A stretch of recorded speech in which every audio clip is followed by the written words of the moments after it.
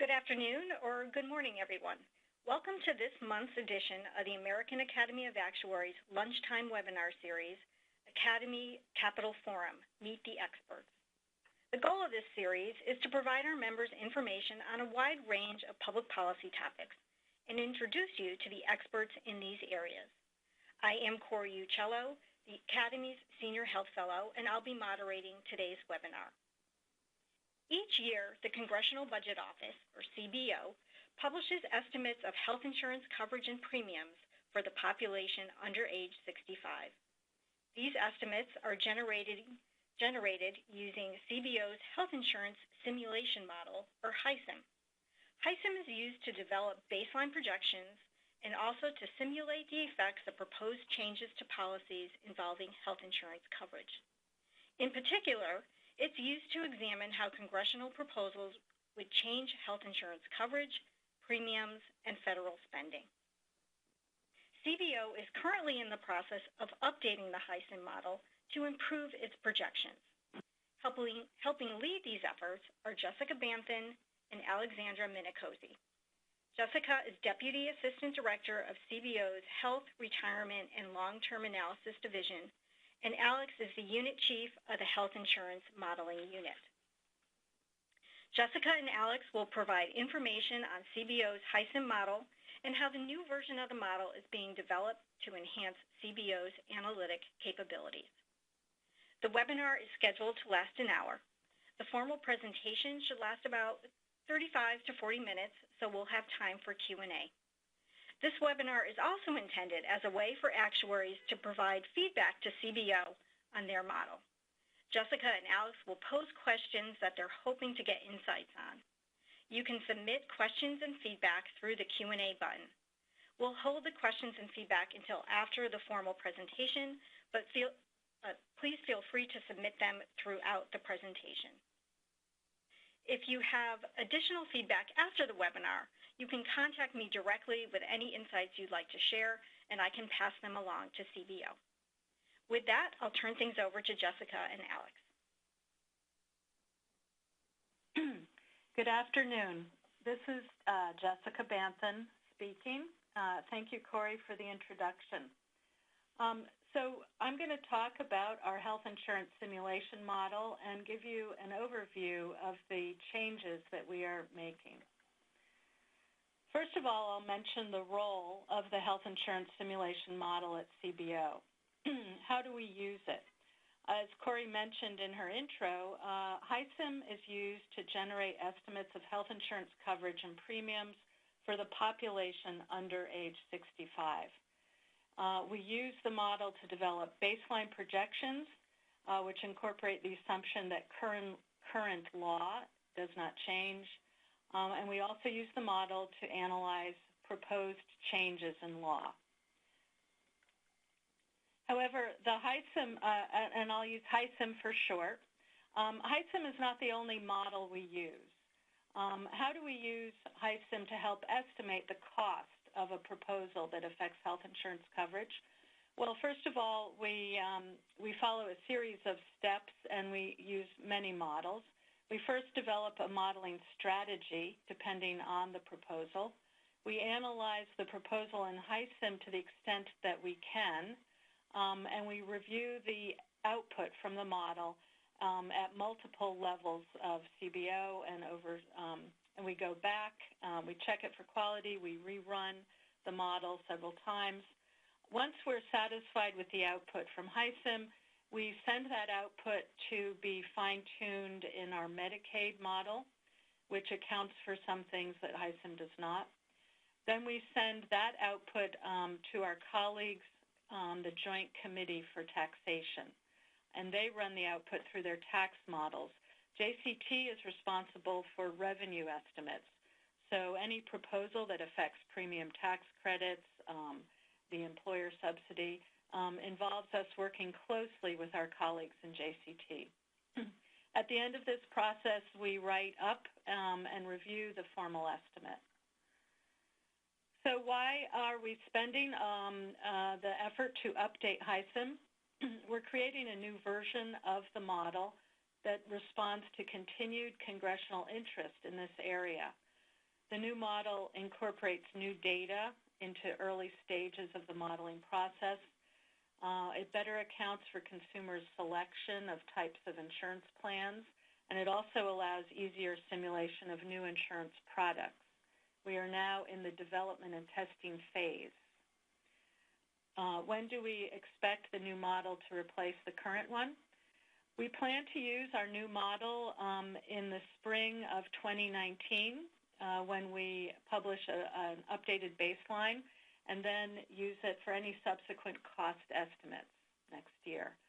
We're incorporating feedback during presentations like this one while we're in the development and testing phase. We will maintain our current model to serve as a point of reference throughout next year. So we'll be running two models. And how will the new model change CBO's cost estimates? Between now and the publication of the spring 2019 baseline, CBO will examine how the current model's estimates of effects on health insurance coverage differ from the new ones. At this point, it's too early to tell how they're different. Underlying relationships among individuals, families, their employment status, income, and insurance coverage are different in the new model because we're using more current data relative to the old model. So the new model may yield different coverage decisions and budgetary costs. However, we implement technical improvements on an annual basis to our current model, to every model we have, and so there are always some differences year to year. What remains the same, and is very important for me to emphasize, is that whenever we update our model, we rely on the evidence as much as possible. The new model, like the current one, will continue to be aligned with the latest available evidence on consumers' and employers' responses to health insurance subsidies. And what that means technically is that we will continue to align to published price elasticities that are in the economics literature. How will CBO be transparent about the new model? In addition to presentations like this one, CBO has established a technical review panel to review the new model. Furthermore, our annual report, which we publish at the time of the spring baseline, will include a detailed discussion of the differences between the spring 2019 baseline and the previous one. At the same time as we publish that baseline, we will be releasing 3 additional publications. One is an updated slide deck describing the new model in a fair amount of detail. Another document that we are working on now will describe all the data sources and the preparation of the input data. At the same time, we will release segments of computer code that are related to the model's simulations of certain decisions about insurance choices. From an audience of experts like you all, actuaries, what information would be especially helpful to us? Well, if you have any data or analyses that might improve our modeling of expected health spending, we'd love to hear about that. Given your expertise, we're always interested in more information on risk selection, how people with different health risks might choose different types of plans in the non-group, small group, and large group markets. And what I mean is how people may sort themselves among HMO plans, high-deductible health plans, or more traditional PPO plans. In addition, any data or analyses or thinking that would improve our modeling of employers' decisions to offer types of plans would be helpful. I'll talk some more about the data underlying our new model before turning it over to Alex. We are switching the base data for the new model are from the current population survey and were collected in years after the ACA. So right now we're working on CPS data that cover the year 2015. These data have several advantages. They constitute a large representative data set for the U.S. Non-institutionalized population. They provide reliable, timely information about income, employment status, employers' offers of health insurance, which is an important variable, health status, and insurance coverage. Also, they are representative of states' populations. Although CBO does not do state-specific estimates, we will sometimes, when possible, we like to account for state-specific policies and group states into buckets, and so the CPS will enhance the reliability of that. When we use the CPS, we make several edits to prepare the data. We edit the firm size variable to better align with other information. We edit self-employment income, which tends to be underreported. And we also edit the variable on employer offers of insurance to make it more complete. In addition, we add additional variables to the data set. We construct a variable measuring Medicaid eligibility. We add constructed variables that measure characteristics of employers' insurance offers, the type of plan, the employer contribution. We add marginal tax rates, and we add the health spending distribution for each individual. And I'll talk a little bit more about how we do that. The individual health spending distribution is really important to our modeling. In this model, we're using an expected utility approach to the decision process, and so that requires an estimate of each individual's expected health spending.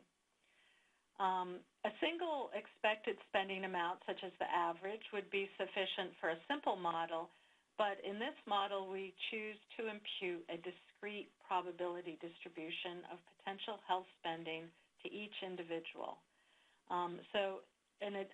This makes the model more complicated, but it adds some advantages. Two advantages are that we can construct the variance in health spending for a given insurance choice directly, and that will factor into the expected utility resulting from that choice. Out-of-pocket costs can be calculated to compare expected utility under plans with different cost-sharing attributes directly, which we can't do with a simple mean. In this approach, we create 16 discrete health spending states, which are defined by dollar amount ranges as shown, 0, 1 to 250, and so on. Another improvement to this model is that we construct synthetic firms to help us model employer decisions. A synthetic firm is constructed for each worker that's in the CPS data on the basis of that worker's profile, and by profile, I mean their size of firm, industry, and wage. The synthetic firm consists of a set of randomly drawn coworkers that match the distribution of age and earnings based on that worker's profile. So it allows us to construct firms. So one firm might consist of mostly young, low-earning employees. Another firm might have employees with a mix of ages and earnings. In this new model, we have been privileged to get access to newly accessible administrative tax data from Form W-2s linked to Form 941s. So we are basing these synthetic firms on a sample of actual firms and actual employees drawn from these data. In the new model, synthetic firms' decisions will vary for workers with similar age and earnings profiles, reflecting the actual heterogeneity in age earnings distributions among actual firms. This just illustrates how we've added to the heterogeneity in our synthetic firms. The top two graphs illustrate our previous method And you can see just by glancing that the lines are mostly on top of each other. We've just drawn 3 illustrative workers. The bottom 2 graphs illustrate our new method, and you see how the distribution of age and earnings is much more heterogeneous in this new method.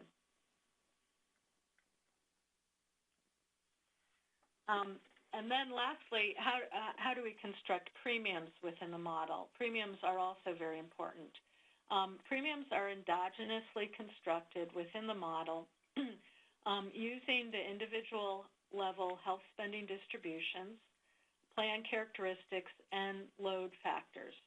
Premiums for employment-based coverage are constructed to closely match average premiums by plan and coverage type in the medical expenditure panel survey insurance component.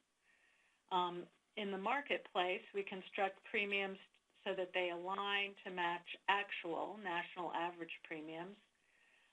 Because premiums within the model are constructed on the basis of the individuals who choose to enroll in each type of coverage, the model can better estimate changes in premiums that might result from a change in policy. And with that, I'm going to turn it over to Alex Minicozzi to talk further. Okay, so thank you, Jessica, and hello, listeners. We're looking forward to your questions and feedback. I'm going to talk very briefly about how we model decisions by consumers and then also by firms. We'll start with consumers. So our prior model was a price elasticity and income elasticity-based model. The new model, we're going to have our health insurance units make decisions about the coverage based on their expected utility of all options available to them. Then we'll go back and check that the implied price elasticities are very close to the literature. So the utility of a given option is going to depend upon primarily the premium that you have to pay for it, whatever out-of-pocket spending there might be, and then, of course, subsidies, taxes, penalties, and so forth, where out-of-pocket spending is going to be determined by the health status of each member of the health insurance unit and by plan parameters. And we're going to have 4 key parameters: the deductible for the plan, the coinsurance before the deductible, the coinsurance after the deductible, and a maximum out-of-pocket. So we're going to simplify plan characteristics in that way. Utility is assumed to decrease with risk, and here risk is measured by the variance in the out-of-pocket spending under a given choice. Many of the parameters in the utility function we are going to directly estimate, primarily under the constraint that the coverage predictions from the model are very close to the distribution of coverage in the base year of the data. So here, this is coverage in 2015. There are some other utility function parameters that are set on the basis of our assessment of the research literature. So a health insurance unit selects the type of insurance for each person in the unit, and we've given a set of choices so you can understand what they're choosing between. So employment-based coverage, you can either buy a single plan or a non-single plan. We offer 3 types of plans in the employer market: PPO, an HMO, and an HDHP. You can purchase in the non-group marketplace, or you can purchase in non-group outside the marketplace. And here we allow for 3 tiers of plans: the bronze, silver, or gold. And then you can choose Medicaid, CHIP, Medicare, uninsured, and of course all of the choices available to you as a person and you as a health insurance unit are going to depend upon things like income and demographics and so forth. So The choice set is very important here, and we've tried to keep it reflective of the types of common choices that people are known to choose, but simplify it somewhat for modeling purposes. So single-person and multi-person HIUs have very different choice sets. And so the choice set is going to be restricted by the eligibility of its members for public insurance and subsidized private insurance. So if you have an HIU with an income above 400% of FPL, they don't get to choose Medicaid or subsidized non-group insurance. Yeah, I already made that point. Okay, so to give you a sense, for single-person health insurance units, we have 5 nests of choices. So to be uninsured, there really is only one choice in that nest. But if you choose the nest of a non-group plan in the marketplace, then you really have 3 options or 3 choices available to you: the bronze, the silver, or gold. And a key assumption in this current model is that options within the same nests are considered closer substitutes than options in different nests. And this is our interpretation, but again, this is one of the things that we'd be happy to hear your feedback on. So for example, we're presuming that consumers see a silver and gold plan in the exchange as closer substitutes than a gold plan in the exchange and a HMO in ESI, for example. Multi-person health insurance units have a much larger choice set in general than the single person because different members of the health insurance unit can have different types of coverage. And so each choice, is going to represent a combination of different types of coverage, and we're going to sort you depending upon what you're eligible for. So we give 8 categories of choices. So for example, you as an HIU, multi-person HIU, might have one person choose a non-group in the marketplace, one person qualify for, say, Medicaid, some sort of public insurance, and one person be uninsured. Now, that might not be a terribly common choice, but we allow for that choice because we see that enough members actually do sort into that. So we've listed 8 categories here. I mentioned before that we estimate some of the parameters in the utility functions. We do this by coming up with what we call coverage targets. So in 2015, we need to have a good source for how many people were in employment-based coverage, in particular across these 3 simplified categories, the HMO, PPO, and HDHP. And for that, we're going to use the MEPS-IC in combination with the MEPS-HC. For non-group coverage, we're going to use the HIX Compare database. We do get some state-level data. And then we have CMS data and NAICS data to help round that out. For uninsured, for the total count of uninsured, this is kind of a full-year equivalent measure, point-in-time measure. We rely on the National Health Interview Survey, and then to distribute that by income and also HIU size, we use the MEPS Household Component Survey.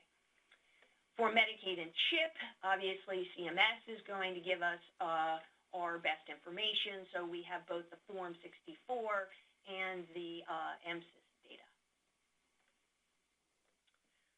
So that's just a very brief overview of how consumers make decisions about the types of coverage choices they prefer. We also model decisions by firms.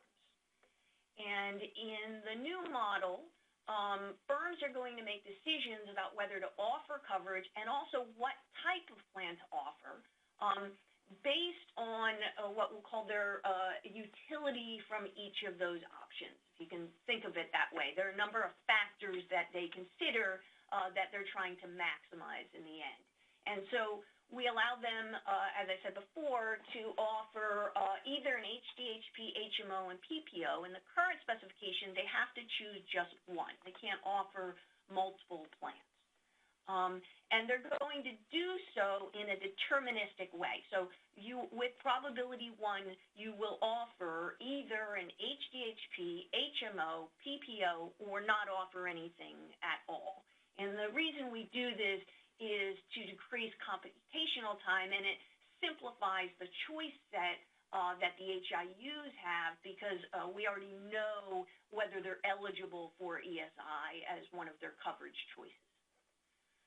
So the firm's utility, if you will, of each option is going to depend upon how much they're expected to contribute to the premium, any tax liability they might have, penalty payments under the employer mandate, and their employees' willingness to pay for it. And so their willingness to pay is going to look at the utility, dollar-based utility they receive from the offer that the insurer might give them, let's say a PPO, versus what the individuals working at the firm, their employees' utility would be if they had no offer, okay? And so we're going to build up how much the employees would be willing to pay for that type of offer. And that's going to be a key factor in their decision of what to offer or to offer at all. And these parameters are going to be calibrated again to match price elasticities that we see in the research literature. And we will also do some simulations to kind of tease that out a little bit. Jessica already mentioned a little bit about how we construct synthetic firms. As she said before, the coworkers assigned are going to be a function of wage, age, firm size, and whether their employer offers insurance to begin with. And then the traits of those people, so what other outside options they have available, and what their health spending is and so forth, are very much going to affect the firm's utility through this willingness to pay variable. CBO doesn't actually impute premium. That's wrong. As Jessica mentioned, premiums are endogenously determined by the model, the health spending of individuals at the firm.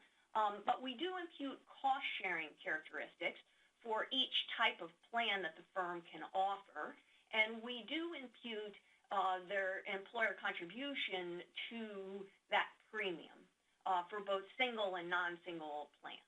And that will affect their decision of whether to offer and what type of plan to offer. So in the base year, we impute the firm's decisions. We have a set target of the number of people that end up in PPOs, the number of people in HMOs, and so forth. And through that target, we basically come up with a probability that the workers at that firm would want that type of plan, and then we assign exactly the right number, if you can kind of think of a little randomness. So, you know, not everybody who's a high spender, who's mixed with high spenders, necessarily chooses a more generous plan like the PPO, but with higher probability they will. And then we sort of deterministically set their offer in the first year. For subsequent years, we allow them to make decisions on the basis of their utility. So things can change over time, generally because there are changes in current law, even in the baseline. So things like the individual mandate going away or the excise tax starting in 2022, that would certainly affect employer decisions, and we allow that to happen. And the same is true for simulated coverage changes of policy. So a policy might change and might remove the employer mandate to offer or change the penalty structure and so forth. And so that's going to be determined later.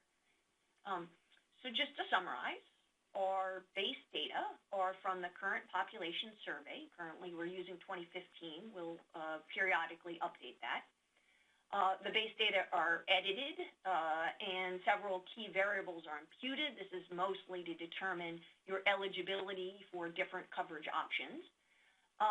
We create synthetic firms using the tax data to better match the distribution of workers' ages and earnings within and also among firms. We simulate the coverage behavior based on maximizing expected utility. Many parameters in the utility function are estimated within the model. Some, however, are set on the basis of our assessment of the research literature. And employers are going to select the coverage option that maximizes their utility, which is going to be a function of the worker's valuation of the offer and also of the expected cost to the employer from contributing to premiums and paying penalties and so forth.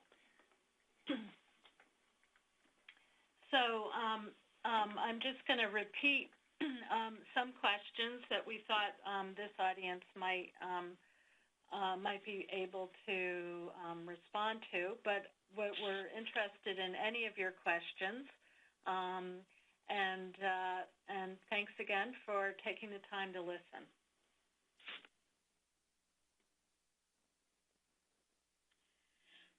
Okay, thank you, Jessica and Alex. You covered a lot of ground. We do have a few questions, but for folks who have been listening and have had feedback or questions, please be sure to use that Q&A button to send some information our way. The first question is looking for a little bit more information on the synthetic firms, how they're used in the analysis. So are synthetic employers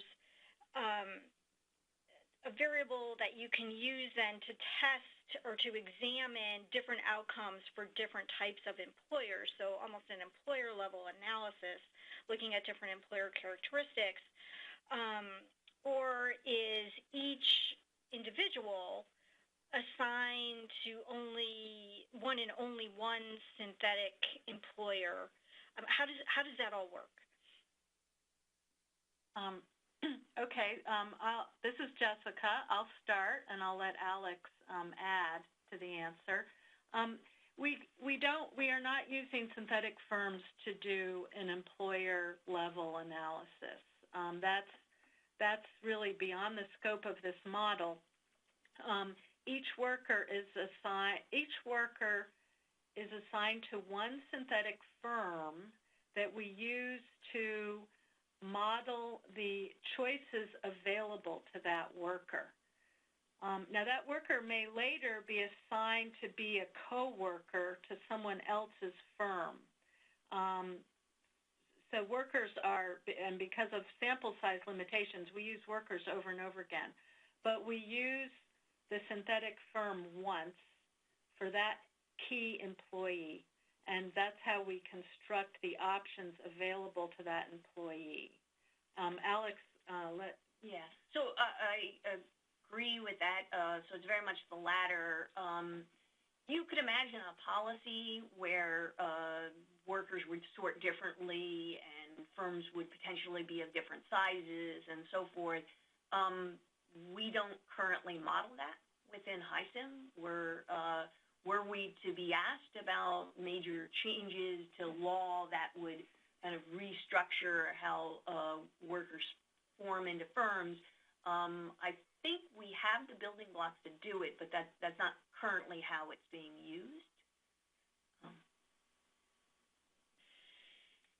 This may also be an area where HISIM doesn't actually address, but maybe other aspects of your modeling do. So the question is whether the model analyzes the effect of health insurance costs on labor market changes, so demand for certain types of workers, and that kind of thing, or other kind of macroeconomic kinds of things. So, no, we don't really model labor market changes, changes in labor supply or changes in demand for labor.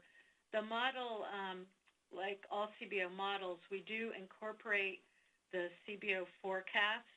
So the way we do it is we re-weight our workers who are employed and unemployed or out of the labor force according to projections of those variables that come from our macroeconomics division.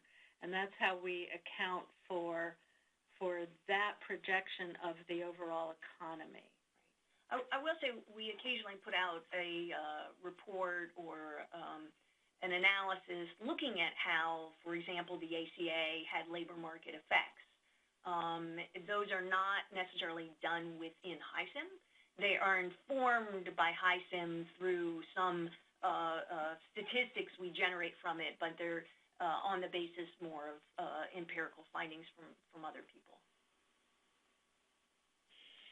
And here's some insights on the employer offers. So employers have been changing contributions to the plan premiums in an effort to drive, either on purpose or coincidentally, driving employees to lower benefit plan options. And this changes kind of the value of a higher versus a lower benefit option when you incorporate those employer contributions. You know, does HISIM kind of accommodate this kind of trend? Yes. So over time, historically, we've seen at least from, for example, the MEPS I see, a reduction in the employer share contributed towards premium and increasing in real dollar terms of the deductible and the maximum out of pocket, for example. And so we project that over the budget window, and we allow for that behavior, and then we allow for endogenous shifts between, say, the desire for the employer to offer a HMO, PPO, and HDHP. And I think a related question here is, does the choice to limit each employer to one type of coverage, HMO or PPO or HDHP, some of the risk selection effects that occur among employers that offer more than one type? I think that's a fair criticism. Yes, I think that is a simplification of the model that pushes us a little bit in one direction. That's something we're considering changing next year when we update the model, but that is a concern. Another employer-related question is, do you consider union participation in the model? No, and does a change in and does a change in union participation rules affect the model? Yeah, we do not explicitly model that. To the extent that as union participation has declined, you've moved away from the more generous plans. I think we're capturing that historic trend, but no, we don't explicitly incorporate it. Okay, a question about the options that people are facing in the nest when you have a multi-person health insurance unit. Can you have different people within that health insurance unit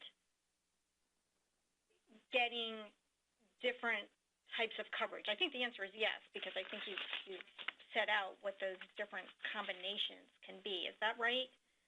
That's correct, yes.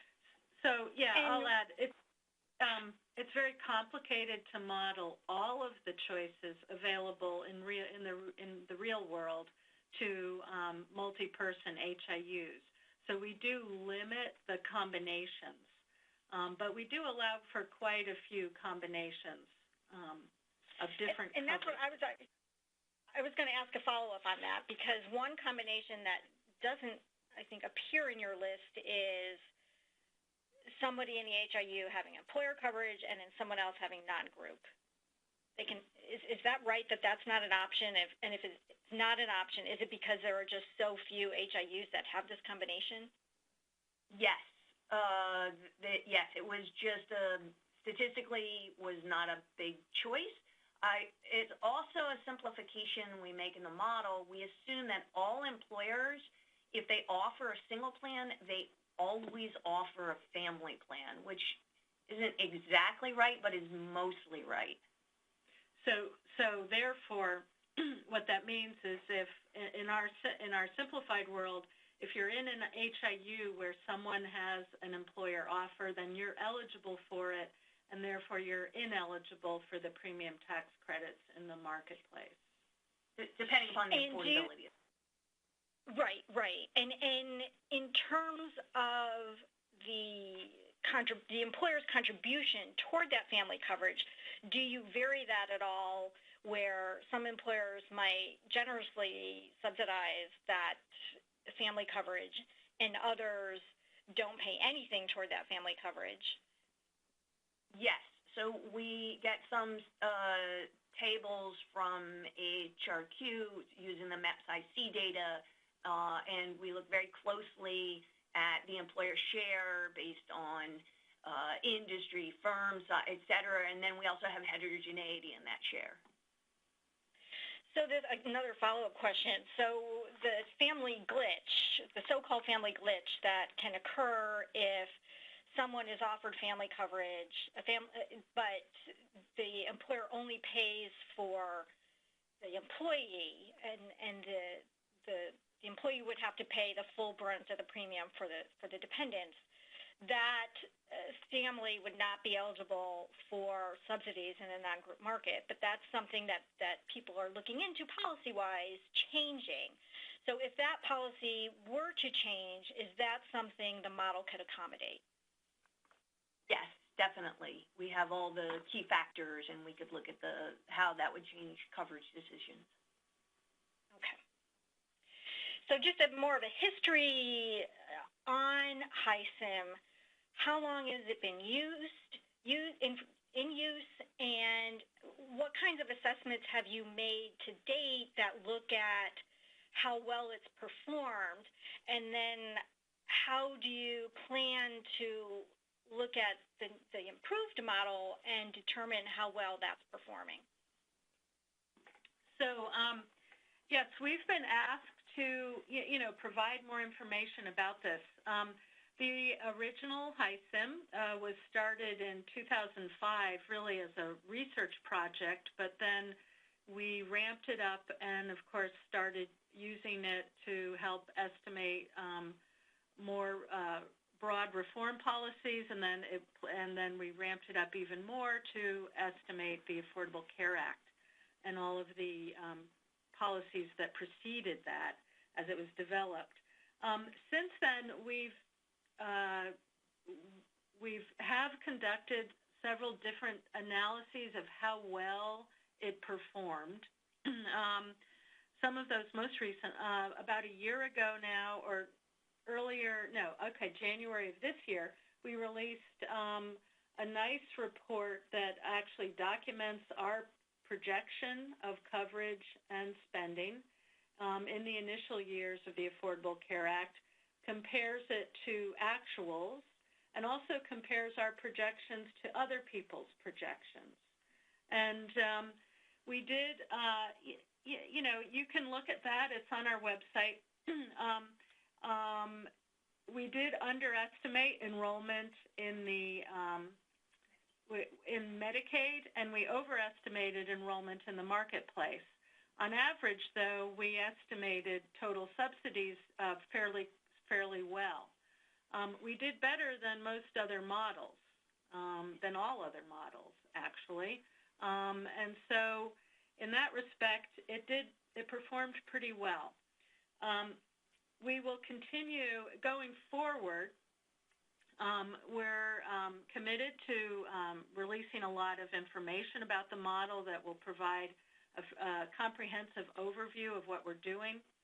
And we will test it and look at how it compares to published elasticities. That's one very important validation method.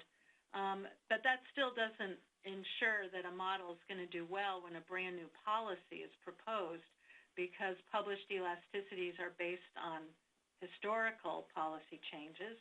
So we'll continue to put out information and be transparent about this new model. So here's, I think, a really good question on modeling individual choices. And does the model assume that each individual always makes the optimal decision based on what their choices are? Yeah, that's a great question. No. So on the individual or the HIU side, we place probabilities on each coverage decision. So there is a clear winner if you ignore the sort of error term, the randomness component, between the rank of your expected utility from the variety of options that are available to you. But the probability that we place on the clear winner is not one. There's always some probability that you choose one of the other options available to you. And in addition, we add to the model factors that can account for lack of information, transition costs. Those are a lot of issues we consider in evaluating any new policy. One whole area is how soon can major actors enact or respond to a new policy. And we do not assume instantaneous response. So people, firms, insurance companies, providers sometimes have a phase-in or a phase-out, depending on the policy. Do you incorporate, aside from looking at the variance in their potential health spending, is there any way that you capture individual-specific risk tolerance? No. I don't know how you would do that with the data that you have, but I didn't know if there's any way that you can. So we don't have individual-specific risk tolerance. There is some evidence that income-specific risk tolerance varies, and we do allow for that. So, people have different measures of risk aversion. Obviously, that might be tied to age, income, and so forth. You could think of a model that allowed for all of that. We simplify it down to some extent. But we do capture, when we target, when we calibrate our model to existing distributions of coverage, we do so by source of coverage and also by some age and income groups. And so, to some extent, that practice does account for some older ages, stronger preferences for coverage, and lack of tolerance for risk, you could say. So we capture some of that variation. Can you just give a quick overview of the kind of information that's available through the CPS, size of the sample, the types of variables you get from that, and do you calibrate the model to meet each kind of available subgroup within the CPS to get there? Like, how finely are you calibrating the coverage and premiums projections or baselines? So we're calibrating pretty finely. So one thing that sometimes people ask us is, the CPS has an undercount of Medicaid, And that actually doesn't bother us because we don't rely on that variable directly. Now CPS also gives us all these income data, but we align that to tax data because there is, it's widely known there is some underreporting of income in every household survey. So we're calibrating the CPS data to existing administrative data in many cases. When I said we edited firm size, we edit the firm size that's reported by individual respondents in the CPS. We edit that so it matches firm size distributions from business data. So that's just one example of how we correct the CPS.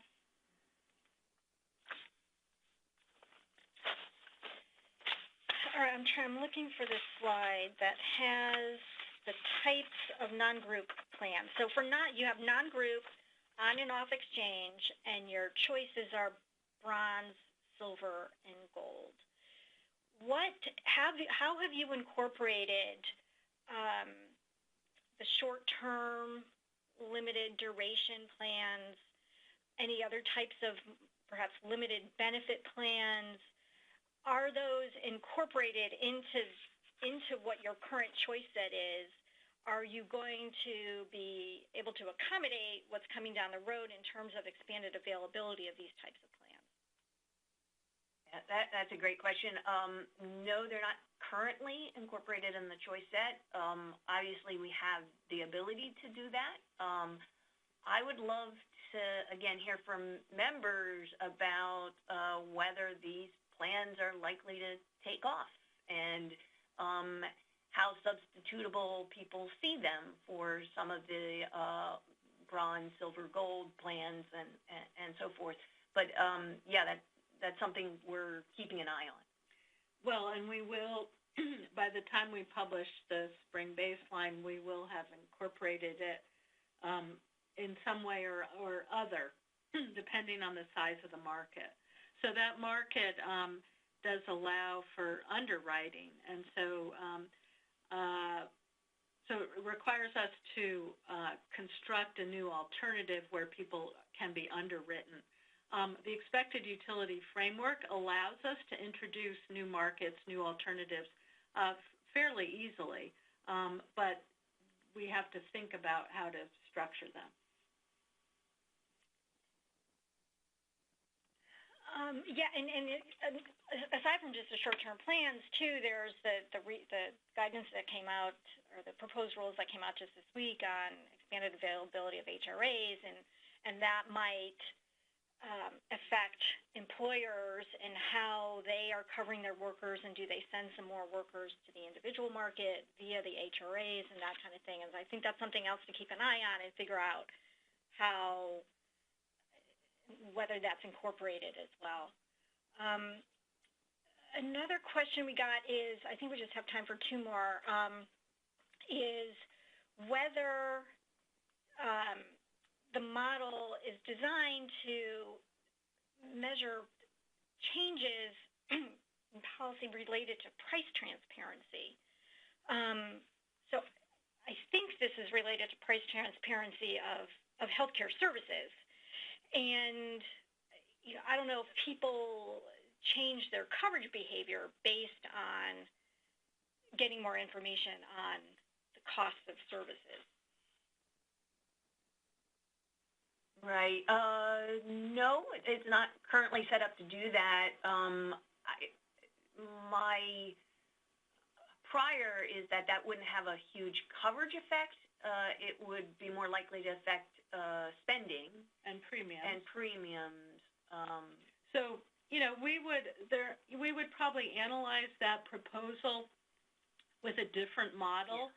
And then if we decided it would have certain premium effects, we would then bring those premium effects into HISIM and model any potential coverage effects that way. So, I mean, CBO uses, hundreds, if not thousands of models. Some of them are complicated like HISIM, others are simpler. But, every analysis we do is based on a model that we can replicate. So before I get to the final question, I just, again, want to thank Jessica and Alex, and for all the people who attended and submitted questions and ideas. For those who I may not have had a chance to air your question or feedback, or if after thinking about this for a while you come up with some ideas, please feel free to send me feedback. I'm at ucello@actuary.org, and I can pass anything along to CBO. So just in terms of a final question, we have other modelers, actuaries who are modelers are also attending, and have some just questions about the model itself. One is the model itself going to be accessible, that people can use themselves and maybe test it out using different assumptions? And also just how, in terms of your operation of the model, what platform are you using for developing it, and how much computation time does it take to do a run? So we're not going to make the model available for people to use. That's an aspiration, I suppose, but it's a decade away. So don't hold your breath on that one. It's just too much work. We're building it. Well, we write it in SAS, but we're using the cloud now, and that is critical, because this is very computationally intensive. It's really a bear, and we probably wouldn't be able to build a model like this just 5, 6, 7 years ago. Right. So it takes little under 20 minutes per year to simulate coverage decisions. And so, if you're talking a 10-year window, that's a little time. And this is on, say, a 96-core machine with loads of working memory. We actually send each core its own calculations for specific coworkers at the firm, because for everybody at a firm, we compute their utility under a variety of options to get the willingness to pay for the firm decision. So it's fairly computationally intensive. All right. Well, with that, I think we'll call it a day. Thank you again to everybody who attended, and especially to Alex and Jessica. Thanks again.